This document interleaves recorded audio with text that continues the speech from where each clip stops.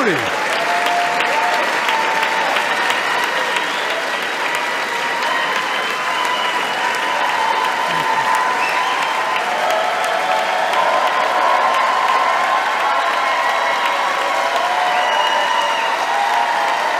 Thank you.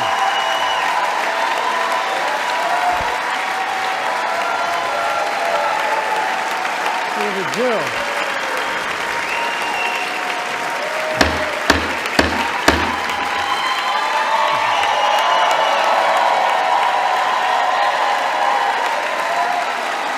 Good evening.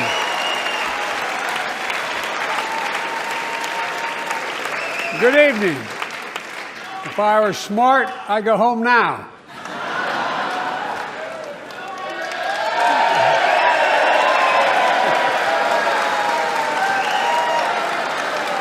Mr. Speaker, Madam Vice President, members of Congress, my fellow Americans, in January 1941, Franklin Roosevelt came to this chamber to speak to the nation, and he said, "I address you at a moment unprecedented in the history of the Union.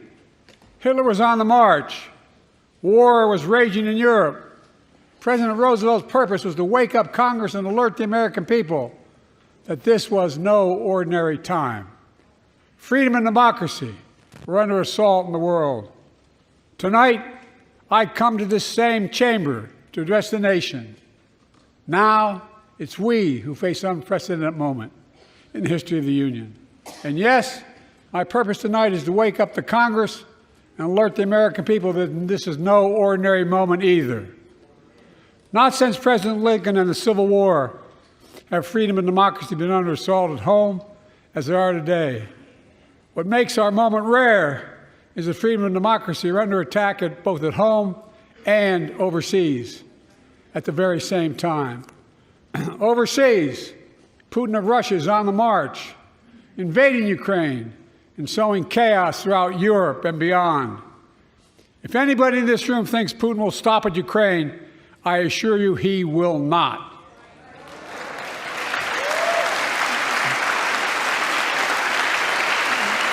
But Ukraine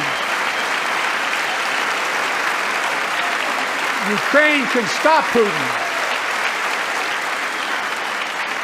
Ukraine can stop Putin if we stand with Ukraine and provide the weapons that it needs to defend itself.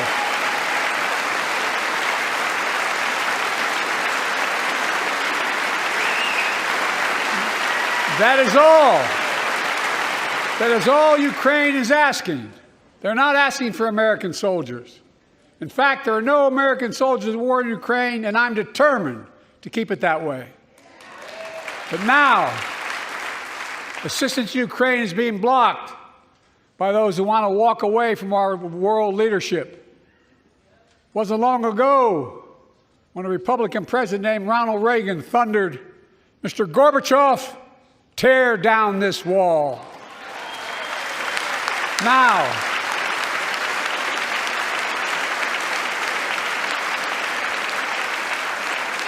my predecessor, a former Republican president, tells Putin, quote, "Do whatever the hell you want." That's a quote. A former president actually said that, bowing down to a Russian leader. I think it's outrageous, it's dangerous, and it's unacceptable.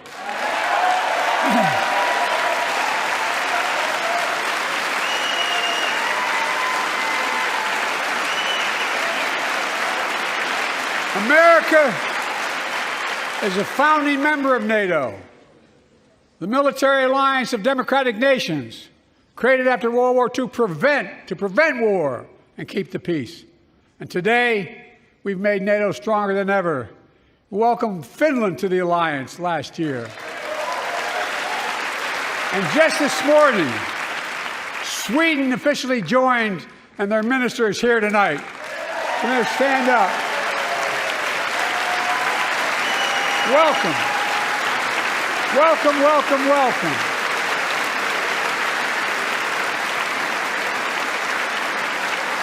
And they know how to fight.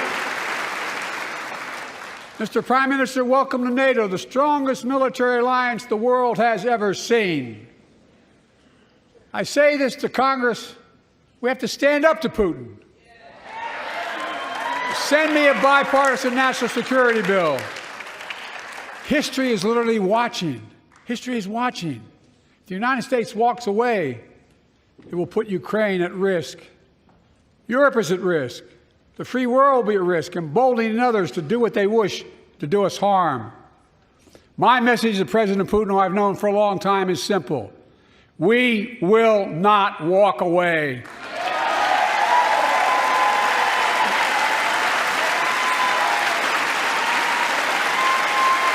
We will not bow down.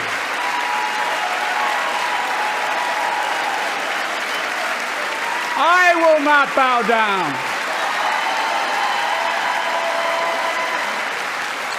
In a literal sense, history is watching. History is watching. Just like history watched 3 years ago on January 6th, when insurrectionists stormed this very Capitol and placed a dagger to the throat of American democracy. Many of you were here on that darkest of days. We all saw with our own eyes the insurrectionists were not patriots. They'd come to stop the peaceful transfer of power, to overturn the will of the people. January 6th lies about the 2020 election and the plots to steal the election posed a gravest threat to U.S. democracy since the Civil War. But they failed. America stood.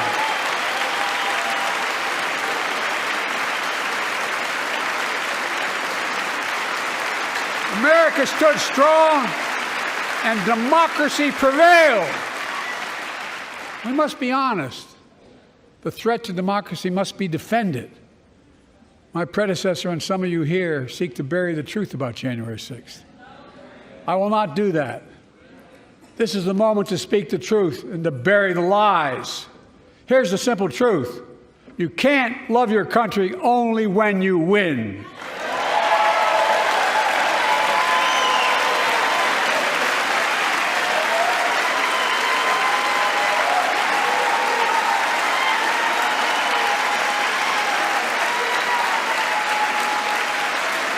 As I've done ever since being elected to office, I ask all of you, without regard to party, to join together and defend democracy. Remember your oath of office of defending against all threats, foreign and domestic.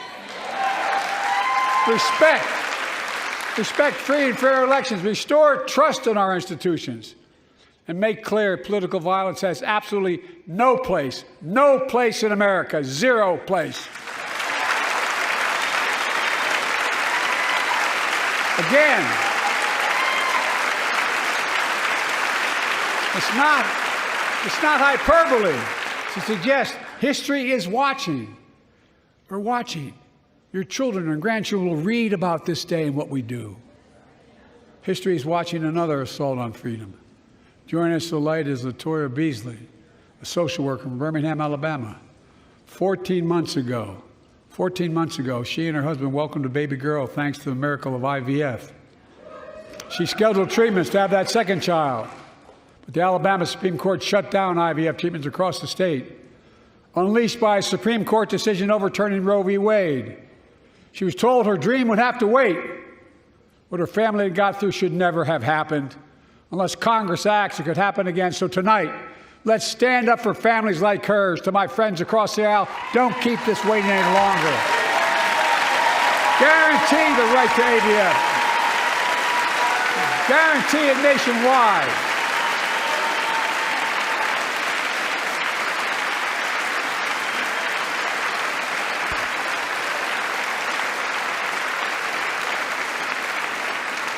Like most Americans, I believe Roe v. Wade got it right. I thank Vice President Harris for being an incredible leader, defending reproductive freedom, and so much more.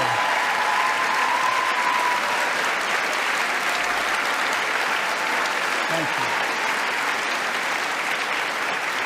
My predecessor came to office determined to see Roe v. Wade overturned. He's the reason it was overturned, and he brags about it. Look at the chaos that has resulted. Joining us tonight is Kate Cox, the wife and mother from Dallas. She's become pregnant again and had a fetus of a fatal condition. Her doctor told Kate that her own life and her ability to have children in the future were at risk if she didn't act. Because Texas law banned her ability to act, Kate and her husband had to leave the state to get what she needed. What her family got through should have never happened as well, but it's happening in too many others. There are state laws banning the freedom to choose, criminalizing doctors, forcing survivors of rape and incest to leave their states to get the treatment they need. Many of you in this chamber and my predecessor are promising to pass a national ban on reproductive freedom. My God, what freedom else would you take away?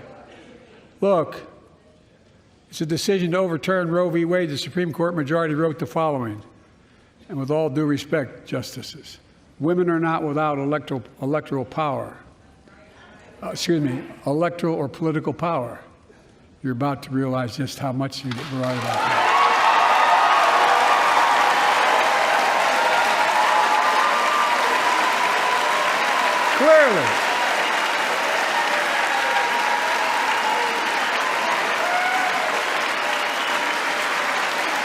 Clearly, those bragging about overturning Roe v. Wade have no clue about the power of women. But they found out when reproductive freedom was on the ballot. We won in 2022 and 2020, and we'll win again in 2024.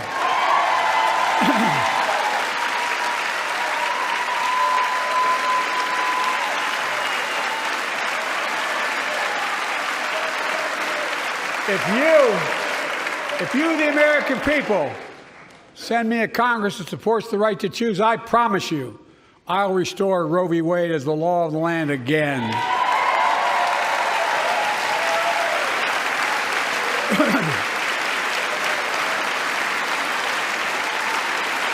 Folks, America cannot go back. I'm here tonight to show what I believe is the way forward, because I know how far we come.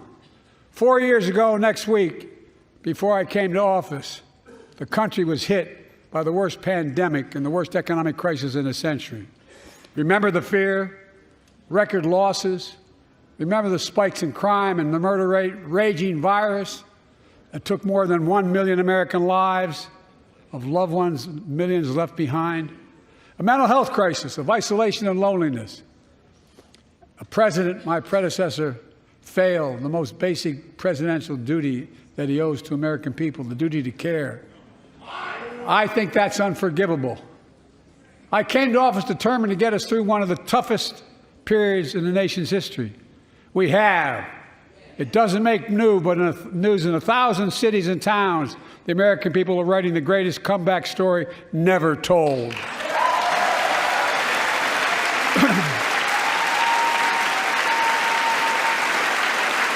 So let's tell the story here.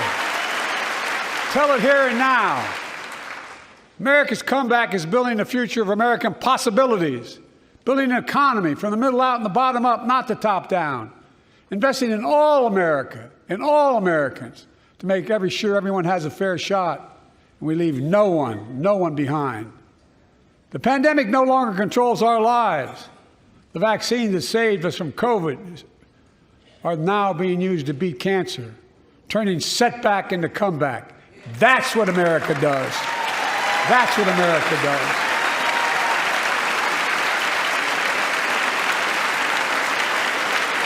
Folks,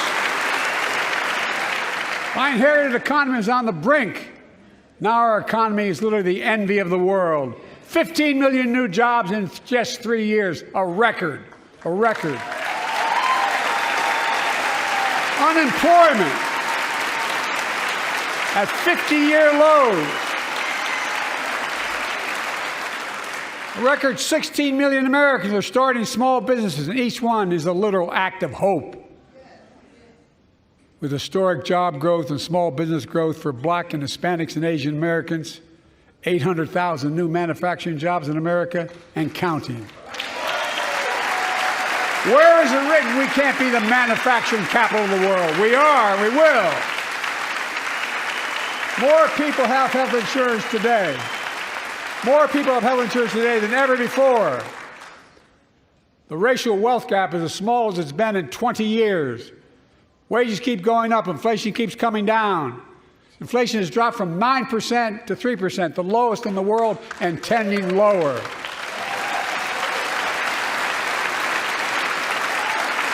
The landing is and will be soft.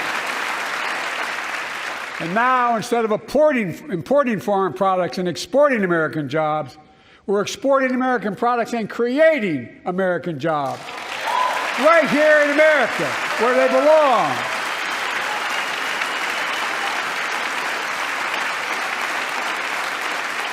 And it takes time, but the American people are beginning to feel it. Consumer studies show consumer confidence is soaring. Buy America has been the law of the land since the 1930s. Past administrations, including my predecessor, including some Democrats as well in the past, failed to buy American. Not anymore. On my watch, federal projects that you fund, like helping build American roads, bridges, and highways, will be made with American products and built by American workers.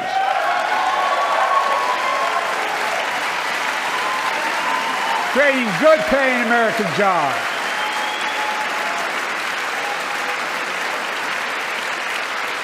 And thanks to our CHIPS and Science Act, the United States is investing more in research and development than ever before.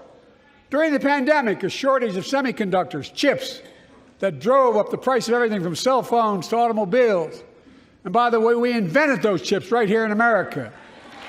Well, instead of having to import them, private companies are now investing billions of dollars to build new chip factories here in America, creating tens of thousands of jobs. Many of those jobs paying $100,000 a year and don't require a college degree.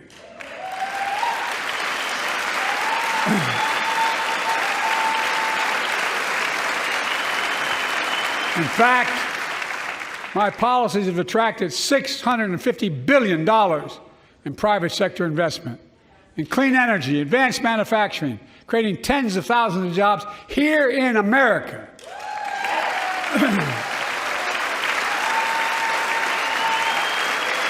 And thanks to our bipartisan infrastructure law, 46,000 new projects have been announced all across your communities. And by the way, I noticed some of you strongly voted against it, or they're cheering on that money coming in. I like it. I'm with you.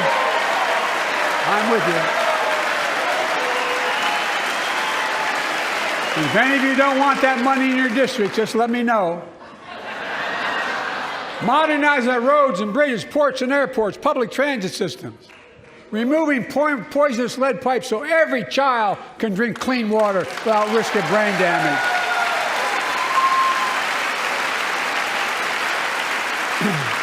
Providing affordable high-speed internet for every American, no matter where you live, urban, suburban, or rural communities, in red states and blue states. Record investments in tribal communities. Because of my investment in a family farm, because I invested in family farms led by my Secretary of Agriculture, who knows more about this than anybody I know, we're better able to stay in the family for those farms and their children and grandchildren won't have to leave home to make a living. It's transformative. The great comeback story is Belvidere, Illinois, home to an auto plant for nearly 60 years. Before I came to office, the plant was on its way to shutting down. Thousands of workers feared for their livelihoods. Hope was fading. Then I was elected to office, and we raised the Belvidere repeatedly with auto companies, knowing unions would make all the difference. The UAW worked like hell to keep the plant open and get these jobs back, and together we succeeded. Instead of auto factories shutting down, auto factories reopening, a new state-of-the-art battery factory is being built to power those cars there at the same.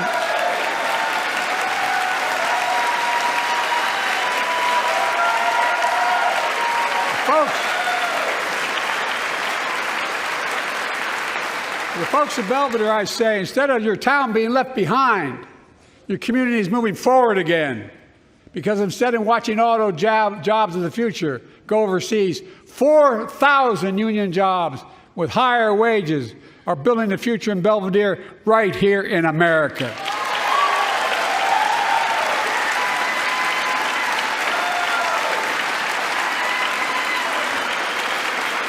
Here tonight is UAW President Shawn Fain, a great friend and a great labor leader. Shawn, where are you? Stand up.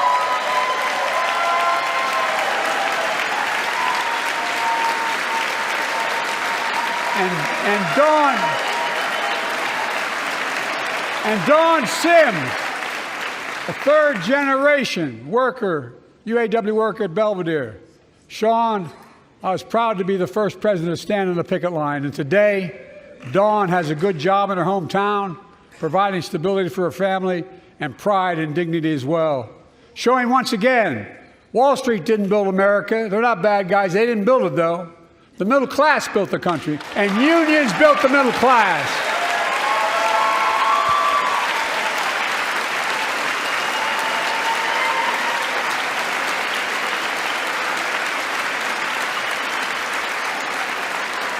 I say to the American people, when America gets knocked down, we get back up. We keep going. That's America.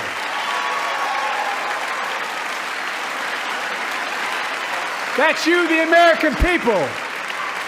It's because of you America's coming back. It's because of you our future is bright. It's because of you that tonight we can proudly say the state of our union is strong and getting stronger.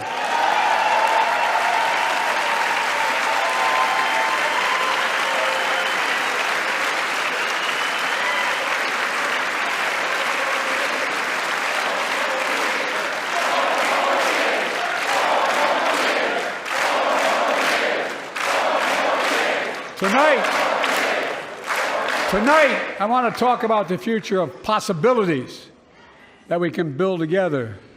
A future where the days of trickle-down economics are over, and the wealthy and the biggest corporations no longer get all the tax breaks. And by the way, I understand corporations. I come from a state that has more corporations invested than every one of your states in the United States combined. And I represented it for 36 years. I'm not anti-corporation, but I grew up in a home where trickle-down economics didn't put much on my dad's kitchen table. That's why I determined to turn things around so middle class does well. When they do well, the poor go way up and the wealthy still do very well. We all do well. And there's more to do to make sure you're feeling the benefits of all we're doing. Americans pay more for prescription drugs than anywhere in the world. It's wrong, and I'm ending it.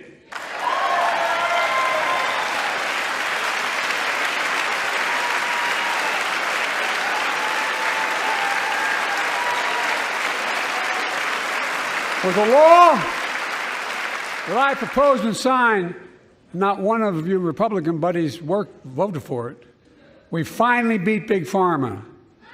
Instead of paying $400 a month or thereabouts for insulin with diabetes, and it only costs $10 to make, they only get paid $35 a month now and still make a healthy profit. And but what to do next? I want to cap the cost of insulin at $35 a month for every American who needs it. Everyone.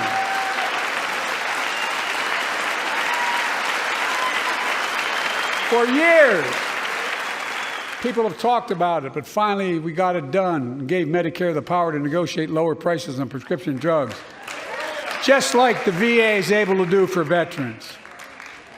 That's not just saving seniors money, it's saving taxpayers money. We cut the federal deficit by $160 billion.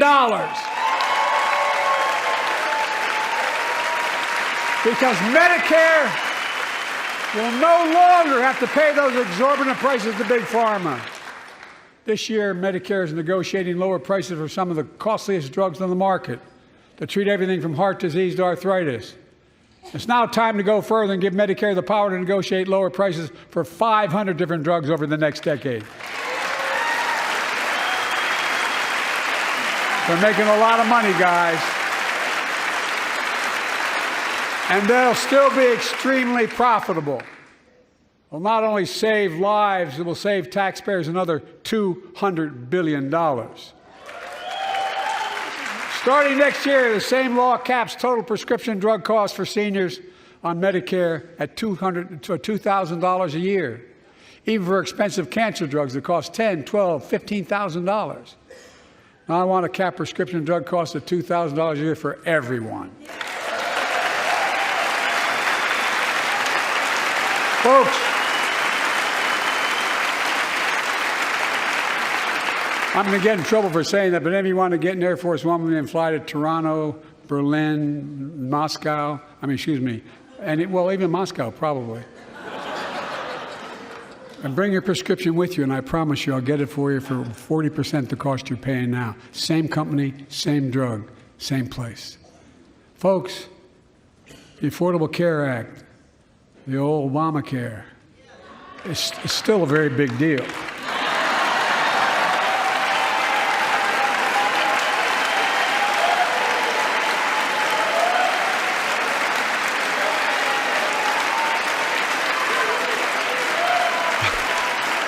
Over 100 million of you can no longer be denied health insurance because of pre-existing condition.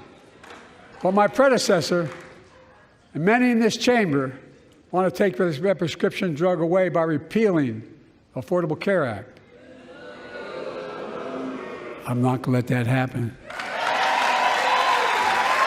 We stopped you 50 times before, and we'll stop you again.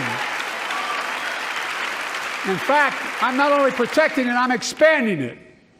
The enacted tax credits of $800 per person per year reduce health care costs for millions of working families. That tax credit expires next year. I want to make that savings permanent.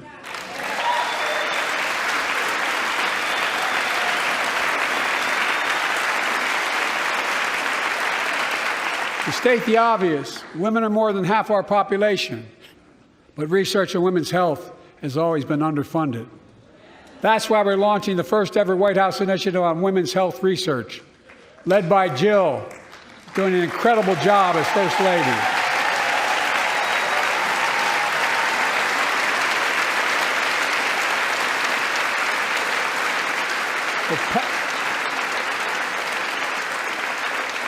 So pass my plan for $12 billion to transfer women's health research and benefit millions of lives all across America. I know the cost of housing is so important to you. If inflation keeps coming down, mortgage rates will come down as well, and the Fed acknowledges that. But I'm not waiting. I want to provide an annual tax credit that will give Americans $400 a month for the next 2 years as mortgage rates come down, to put toward their mortgages when they buy their first home or trade up for a little more space. Just for 2 years.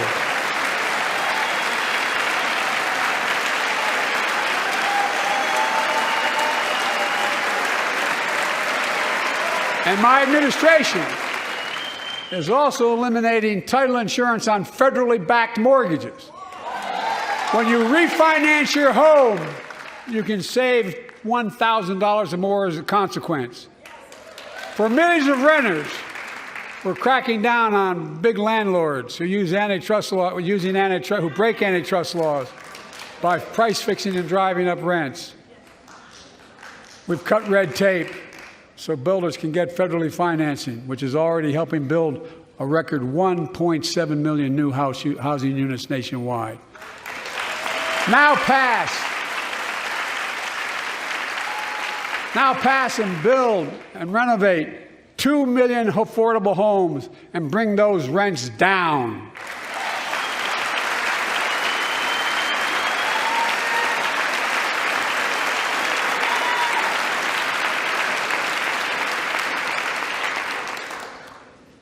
To remain the strongest economy in the world, we need to have the best education system in the world.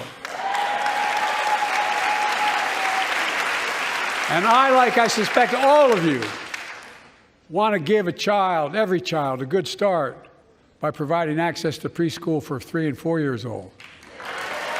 You know, I think I pointed out last year,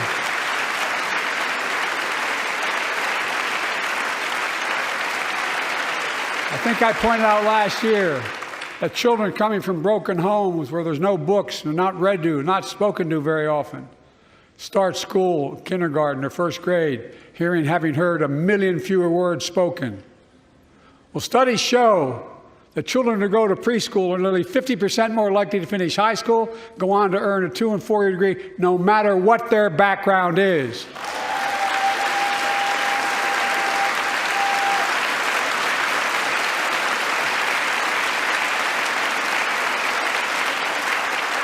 I met a year and a half ago with the leaders of the Business Roundtable. They were mad that they were angry. I think, well, they were discussing why I wanted to spend money on education.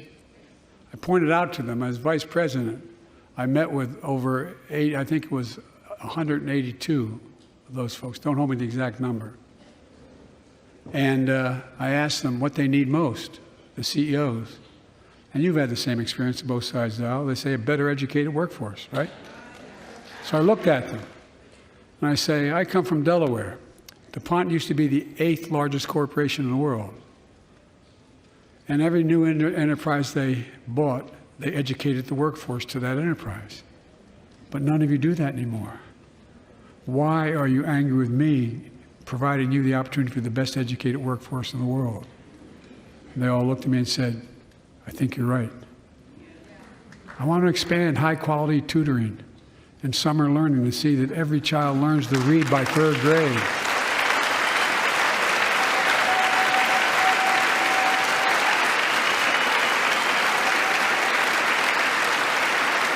I'm also connecting local businesses and high schools so students get hands-on experience and a path to a good-paying job, whether or not they go to college.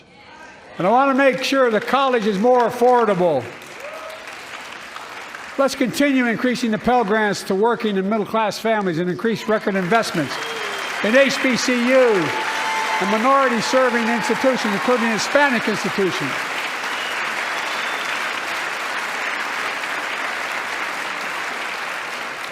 And I was told I couldn't universally just change the way in which we dealt with student loans. I fixed 2 student loan programs that already existed to reduce the burden of student debt for nearly 4 million Americans, including nurses, firefighters, and others in public service. Like Keenan Jones, a public educator from Minnesota, who's here with us tonight. Keenan, where are you? Keenan, thank you. He's educated hundreds of students so they can go to college. Now he's able to help, after debt forgiveness, get his own daughter to college.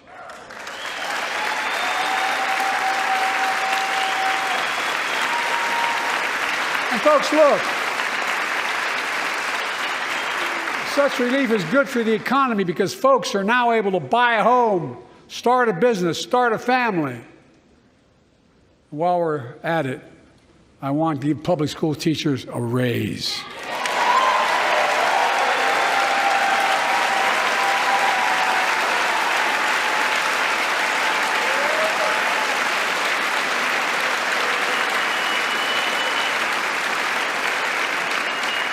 And by the way, the first couple of years, we cut the deficit. Now, let me speak to the question of fundamental fairness for all Americans. I've been delivering real results in fiscally responsible ways. We've already cut the federal deficit. We've already cut the federal deficit over $1 trillion. I signed the bipartisan deal to cut another $1 trillion in the next decade. It's my goal to cut the federal deficit another $3 trillion by making big corporations and very wealthy finally beginning to pay their fair share.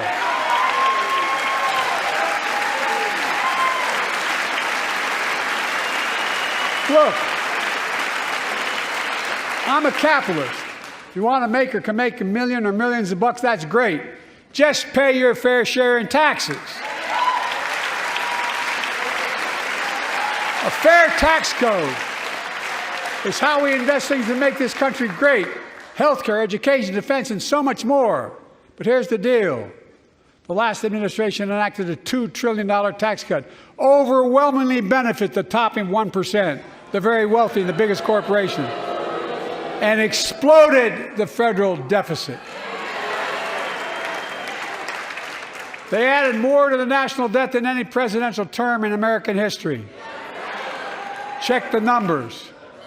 Folks at home, does anybody really think the tax code is fair? No. Do you really think the wealthy and big corporations need another $2 trillion tax break? No. I sure don't. I'm going to keep fighting like hell to make it fair. Under my plan, nobody earning less than $400,000 a year will pay an additional penny in federal taxes. Nobody, not one penny. And they haven't yet. In fact, the child tax credit I passed during the pandemic cut taxes for millions of working families and cut child poverty in half. Restore that child tax credit. No child should go hungry in this country. The way to make the tax code fair is to make big corporations and the very wealthy begin to pay their fair share. Remember in 2020, 55 of the biggest companies in America made $40 billion and paid zero in federal income tax. Zero. Not anymore. Thanks to the law I wrote and we signed, big companies have to pay a minimum of 15%. But that's still less than working people pay in federal taxes. It's time to raise corporate minimum tax to at least 21%.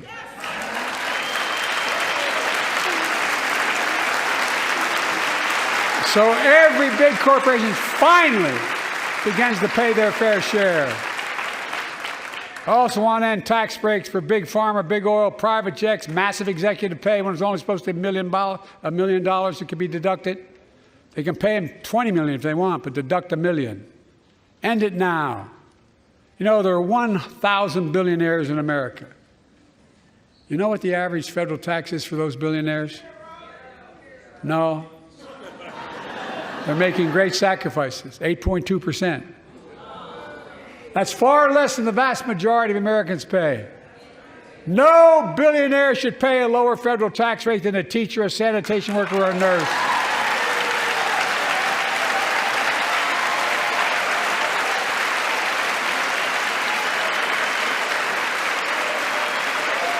I propose a minimum tax for billionaires of 25%, just 25%. You know what that would raise? That would raise $500 billion over the next 10 years. And imagine what that could do for America. Imagine a future with affordable child care. Millions of families can get what they need to go to work to help grow the economy. Imagine a future with paid leave, because no one should have to choose between working and taking care of their sick family member. Imagine the future of home care and elder care, and people living with disabilities so they can stay in their homes and family caregivers can finally get the pay they deserve. Tonight, let's all agree once again to stand up for seniors. Many of my friends on the other side of the aisle want to put Social Security on the chopping block. If anyone here tries to cut Social Security, Medicare, or raise the retirement age, I will stop you.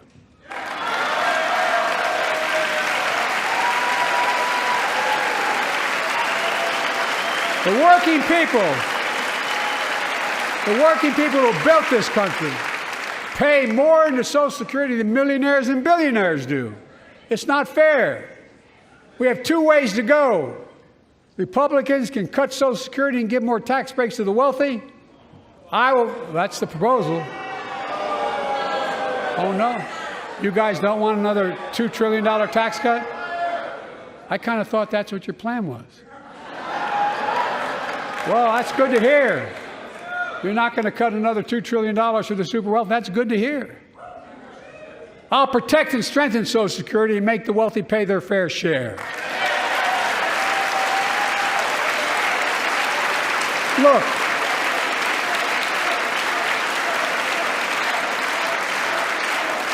too many corporations raise prices to pad their profits, charging more and more for less and less. That's why we're cracking down on corporations that engage in price gouging and deceptive pricing, from food to health care to housing. In fact, the snack companies think you won't notice if they change the size of the bag and put a hell of a lot fewer Same size bag. Put fewer chips in it. No, I'm not joking. It's called shrinkflation. Pass Bobby Casey's bill and stop this. I really mean it.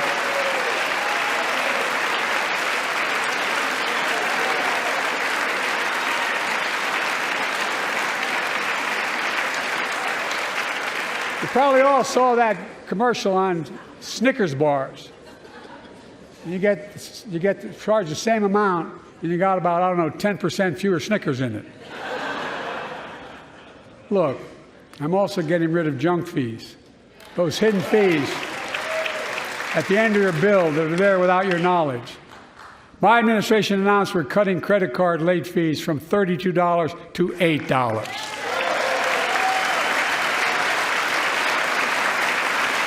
Banks and credit card companies are allowed to charge what it costs them to instigate the collection. And that's more a hell of a lot like $8 and 30-some dollars. They don't like it. The credit card companies don't like it.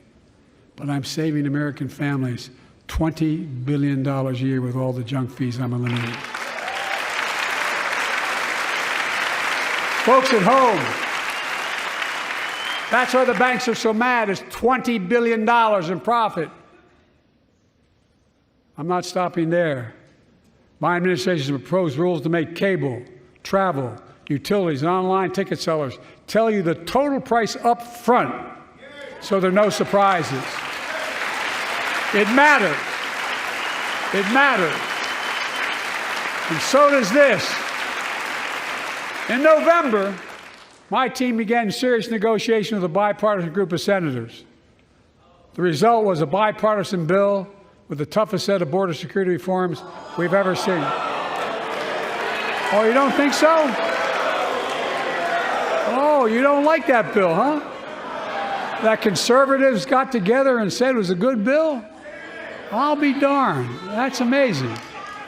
That bipartisan bill would hire 1,500 more security agents and officers, 100 more immigration judges to help tackle the backload of 2 million cases, 4,300 more asylum officers, and new policies so they can resolve cases in 6 months instead of 6 years now.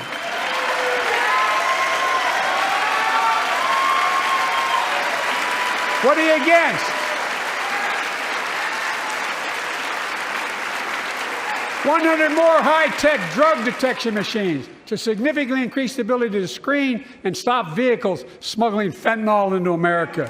That's killing thousands of children. This bill would save lives and bring order to the border. It will also give me and any new president new emergency authority to temporarily shut down the border when the number of migrants at the border is overwhelming. The Border Patrol Union has endorsed this bill. The Federal Chamber of Commerce is, yeah. You're saying low. Look at the facts. I know you know how to read.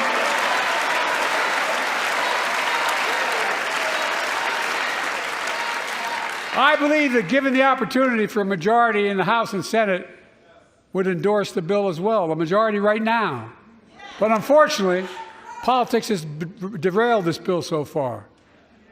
I'm told my predecessor called members of Congress in the Senate to demand they block the bill. He feels political win, he viewed it as would be a political win for me and a political loser for him. It's not about him, it's not about me. I'd be a winner, not really.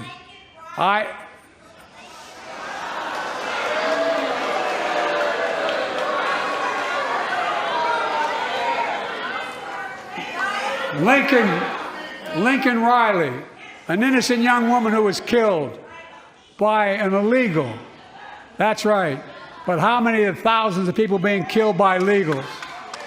To her parents, I say, my heart goes out to you, having lost children myself. I understand. But look, if we change the dynamic at the border, people pay these smugglers $8,000 to get across the border because they know if they get by and let into the country, it's 6 to 8 years before they have a hearing. And it's worth taking the chance of the $8,000. But If it's only 6 months, 6 weeks, the idea is it's highly unlikely that people will pay that money and come all that way knowing that they'll be able to be kicked out quickly. Folks, I would respectfully suggest my Republican friends owe it to the American people, get this bill done. We need to act now.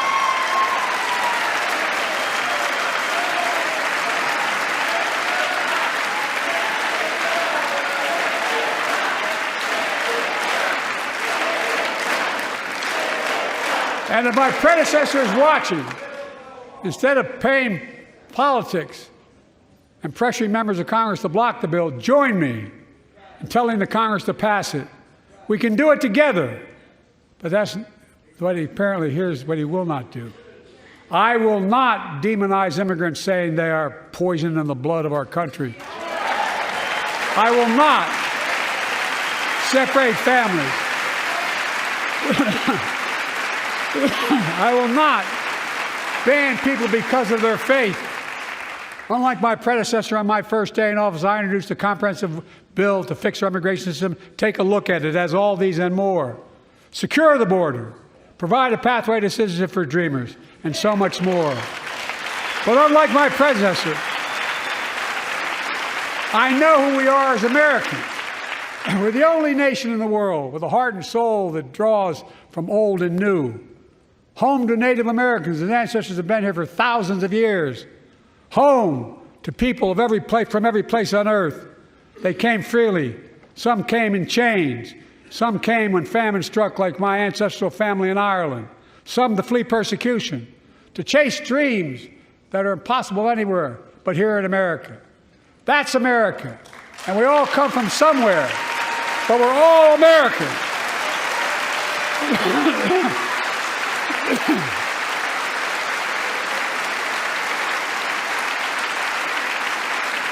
Look, folks,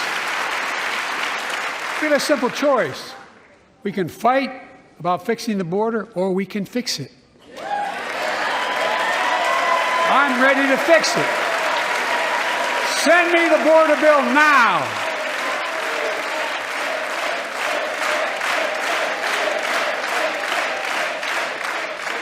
A transformational moment in history happened 59 years ago today in Selma, Alabama. Hundreds of foot soldiers for justice marched across the Edmund Pettus Bridge, named after the Grand Dragon of the Ku Klux Klan, to claim their fundamental right to vote. They were beaten, they were bloody, and left for dead. Our late friend and former colleague, John Lewis, was on that march. We miss him.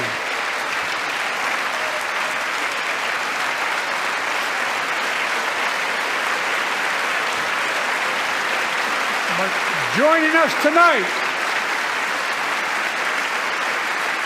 are other marchers, both in the gallery and on the floor, including Betty Mae Fikes, known as the voice of Selma.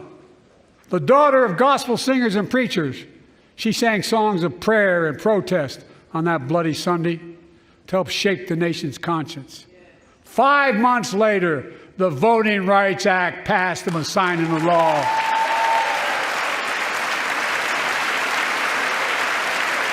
Thank you. Thank you, thank you, thank you.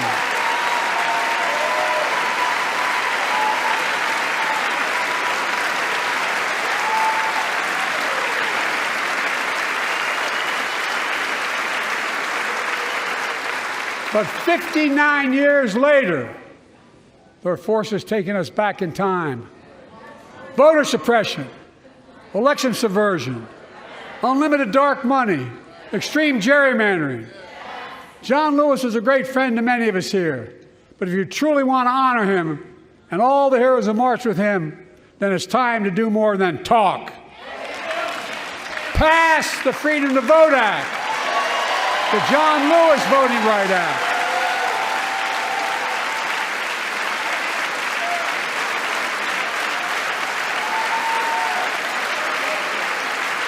And stop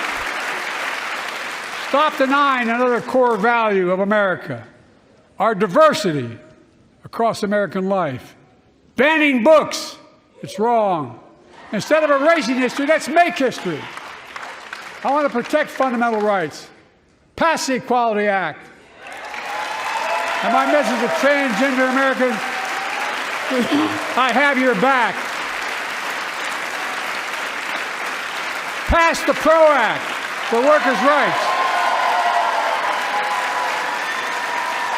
Raise the federal minimum wage, because every worker has a right to a decent living more than $7 an hour.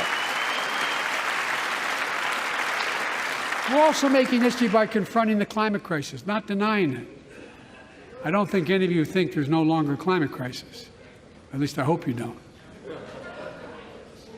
I'm taking the most significant action ever on climate in the history of the world. I'm cutting our carbon emissions in half by 2030, creating tens of thousands of clean energy jobs, like the IBEW workers building and installing 500,000 electric vehicle charging stations. Conserving 30% of America's lands and waters by 2030. And taking action on environmental justice fence line communities smothered by the legacy of pollution. And patterned after the Peace Corps and AmeriCorps, I launched the Climate Corps to put 20,000 young people to work in the forefront of our clean energy future. I'll triple that number in a decade.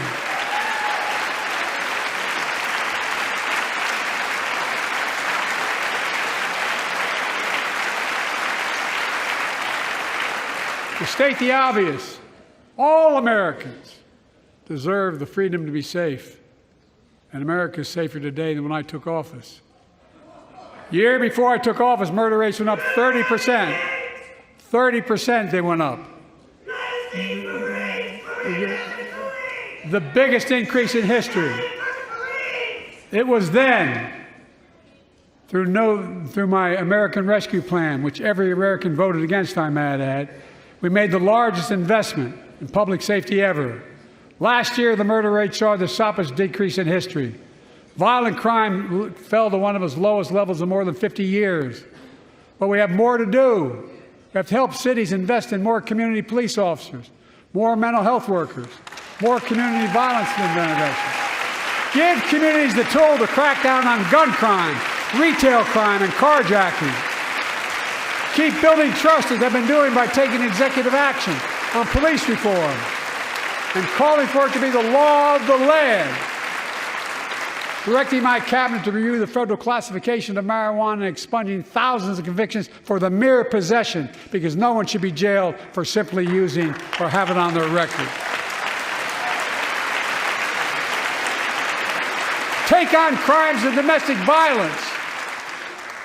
I'm ramping up the federal enforcement of the Violence Against Women Act that I proudly wrote when I was a senator, so we can finally end the scourge against women in America.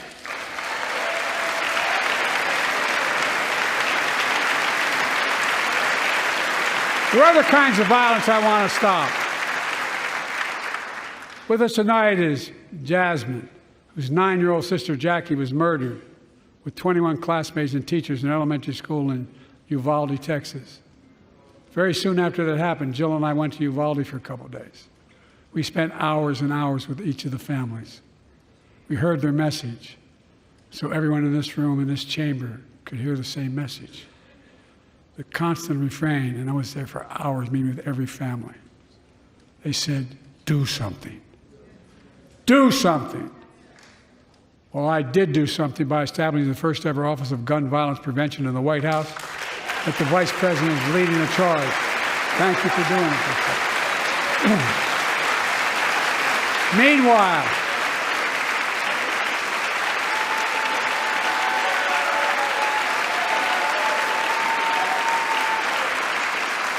Meanwhile, my predecessor told the NRA he's proud he did nothing on guns when he was president.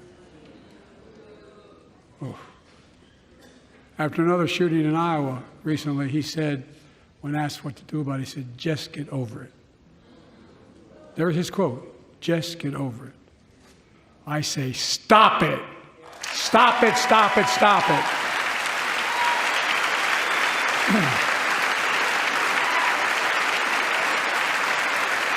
I'm proud we beat the NRA when I signed the most significant gun safety law in nearly 30 years because of this Congress. We now must beat the NRA again. I'm demanding a ban on assault weapons and high-capacity magazines. Pass universal background checks. None of this. I taught the Second Amendment for 12 years. None of this violates the Second Amendment or vilifies responsible gun owners. You know, as we manage challenges at home, we're also managing crises abroad, including in the Middle East. I know the last 5 months have been gut-wrenching for so many people, for the Israeli people, for the Palestinian people, and so many here in America. This crisis began on October 7th with a massacre by a terrorist group called Hamas, as you all know. 1,200 innocent people, women and girls, men and boys, slaughtered after enduring sexual violence.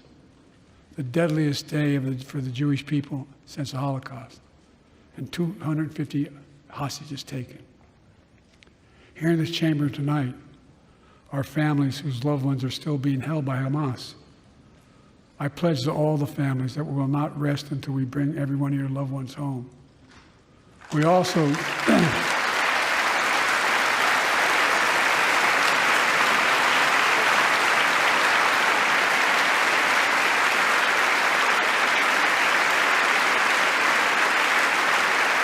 we will also work around the clock to bring home Evan and Paul, Americans being unjustly detained by the Russians and others around the world. Israel has the right to go after Hamas.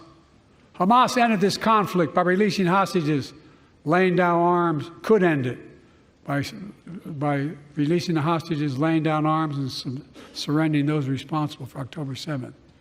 But Israel has Israel has an added burden because Hamas hides and operates among the civilian population like cowards, under hospitals, daycare centers, and all the like. Israel also has a fundamental responsibility, though, to protect innocent civilians in Gaza.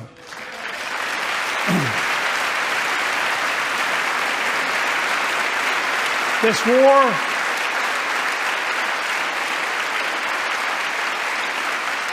has taken a greater toll on innocent civilians than all previous wars in Gaza combined. More than 30,000 Palestinians have been killed, most of whom are not Hamas. Thousands and thousands of innocent women and children, girls and boys, also orphaned. Nearly 2 million more Palestinians under bombardment or displacement. Homes destroyed, neighborhoods in rubble, cities in ruin. Families without food, water, medicine. It's heartbreaking. I've been working nonstop to establish an immediate ceasefire that would last for 6 weeks to get all the prisoners released, all the hostages released, to get the hostages home and ease the intolerable and humanitarian crisis and build toward an enduring, something more enduring. The United States has been leading international efforts to get more humanitarian assistance to Gaza. Tonight, I'm directing the U.S. military to lead an emergency mission to establish a temporary pier in the Mediterranean on the coast of Gaza that can receive large shipments carrying food, water, medicine, and temporary shelters. No U.S. boots will be on the ground. A temporary pier will enable a massive increase in the amount of humanitarian assistance getting into Gaza every day.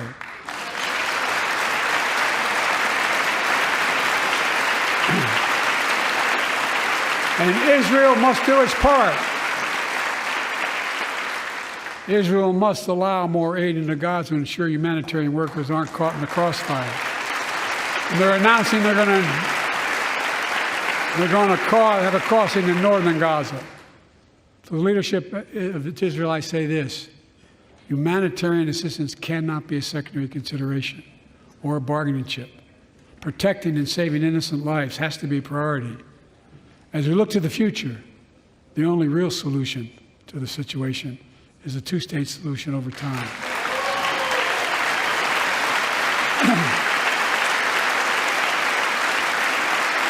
And I say this as a lifelong supporter of Israel. My entire career No one has a stronger record with Israel than I do. I challenge any of you here. I'm the only American president to visit Israel in wartime. But there is no other path that guarantees Israel's security and democracy. There is no other path that guarantees Palestinians can live in peace with peace and dignity. And there's no other path that guarantees peace between Israel and all of its neighbors, including Saudi Arabia, with whom I'm talking. Creating stability in the Middle East also means containing the threat posed by Iran. That's why I built a coalition of more than a dozen countries to defend international shipping and freedom of navigation in the Red Sea. I've ordered strikes to degrade the Houthi capability and defend U.S. forces in the region. As Commander-in-Chief, I will not hesitate to direct further measures to protect our people and our military personnel.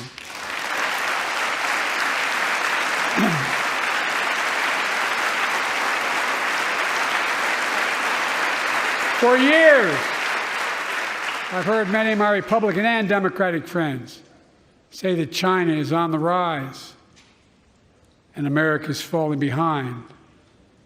They've got it backwards. I've been saying it for over 4 years, even when I wasn't president. America's rising.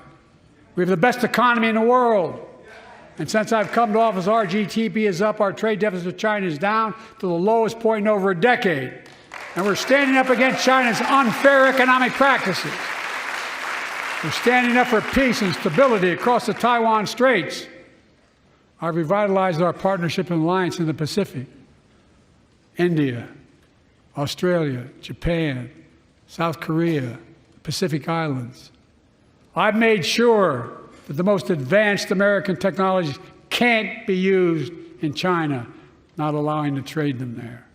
Frankly, for all this tough talk on China, it never occurred to my predecessor to do any of that. I want competition with China, not conflict.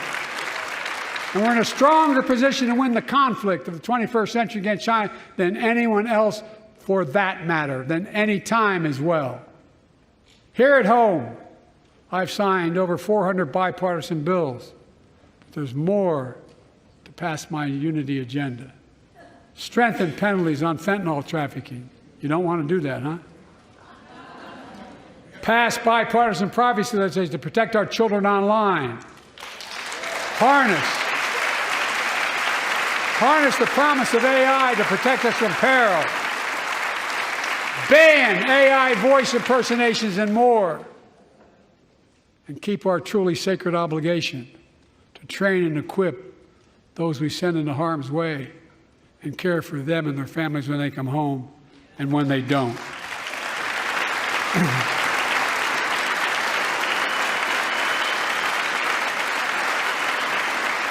That's why the song Support and Help of Dennis and the VA, I signed the PACT Act. One of the most significant laws ever, helping millions of veterans exposed to toxins who now are battling more than 100 different cancers. Many of them don't come home, but we owe them and their families support. We owe it to ourselves to keep supporting our new health research agency called ARPA-H. And remind us that we can do big things, like end cancer as we know it, and we will.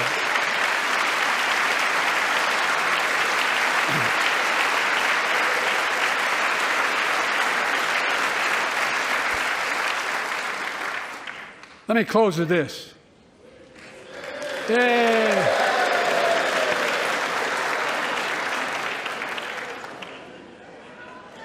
I know you don't want to hear any more, Lindsay, but I got to say a few more things. I know it may not look like it, but I've been around a while.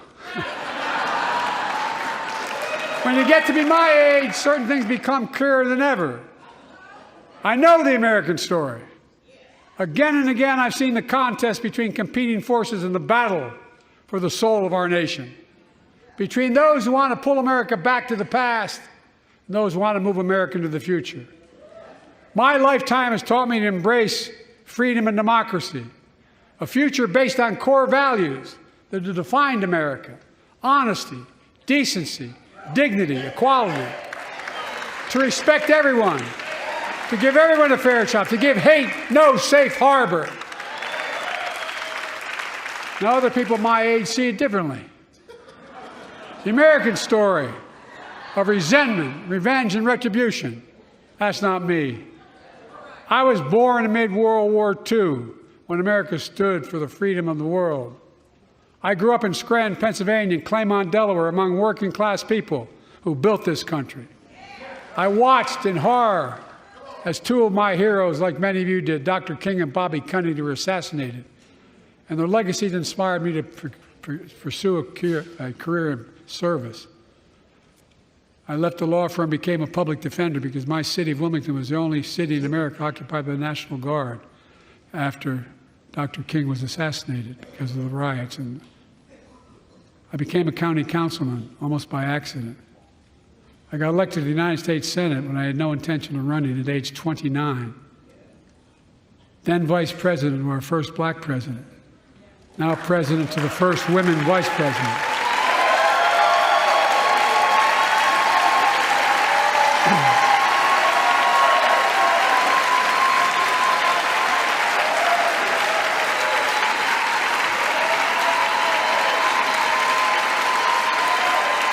In my career, I've been told I was too young. By the way, they didn't let me on the Senate elevators for votes sometimes. Not a joke. And I've been told I'm too old. Whether young or old, I've always known what endures. I've known our North Star. The very idea of America is that we're all created equal and deserves to be treated equally throughout our lives. We've never fully lived up to that idea, but we've never walked away from it either. And I won't walk away from it now. I'm optimistic. I really am. I'm optimistic, Nancy.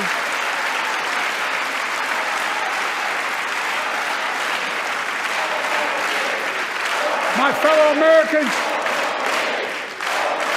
the issue facing our nation isn't how old we are, it's how old are our ideas. Hate, anger, revenge, retribution are the oldest of ideas. But you can't lead America with ancient ideas that only take us back. You lead America, the land of possibilities. You need a vision for the future and what can and should be done. Tonight you've heard mine. I see a future where defending democracy, you don't diminish it. I see a future where we restore the right to choose and protect our freedoms, not take them away. I see a future where the middle class finally has a fair shot and the wealthy have to pay their fair share in taxes. I see a future where we save the planet from the climate crisis and our country from gun violence. Above all, I see a future for all Americans. I see a country for all Americans. And I will always be president for all Americans because I believe in America. I believe in you, the American people. You're the reason we've never been more optimistic about our future than I am now. So let's build the future together. Let's remember who we are. We are the United States of America. And there is nothing beyond our capacity when we act together. God bless you all, and may God protect our troops. Thank you, thank you, thank you.